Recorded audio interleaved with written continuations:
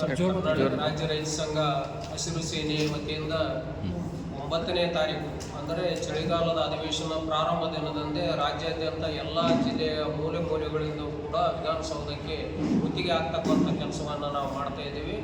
ಈಗಾಗಲೇ ಸರ್ಕಾರ 3 ಕೃಷಿ ಕಾಯ್ದೆಗಳನ್ನು ವಾಪಸ್ ತೆಗೆದುಕೊಳ್ತಾ ಇಲ್ಲ ಹಾಗೂ ರಾಜ್ಯದ ನೀರಾವರಿ ಯೋಜನೆಗಳಾದಂಥ ಕೃಷ್ಣಾ ನದಿಗೆ ಆಲಿಮಟ್ಟಿಗೆ ಎತ್ತರ ಮಾಡೋದಕ್ಕೆ ಸುಪ್ರೀಂ ಕೋರ್ಟ್ ಆದೇಶ ಕೊಟ್ಟರೂ ಕೂಡ ಸರ್ಕಾರ ಅದರ ಬಗ್ಗೆ ಕಾರ್ಯನಿರತವಾಗಿಲ್ಲ ಹಾಗೂ ರಾಜ್ಯದ ಕೆರೆಗಳನ್ನು ನೀರು ತುಂಬಿಸ್ತಕ್ಕಂಥ ಕೆಲಸಕ್ಕೆ ಇವತ್ತಿಗೂ ಕೂಡ ಸರ್ಕಾರ ಕೈ ಹಾಕಿಲ್ಲ.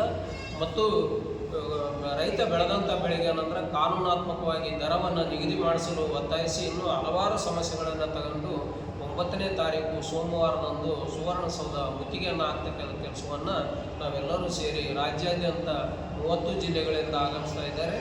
ಅವತ್ತು ವಿಧಾನಸೌಧ ಮುತ್ತಿಗೆ ಕಾರ್ಯಕ್ರಮವನ್ನು ಆಯ್ದುಕೊಂಡಿದ್ದೇವೆ.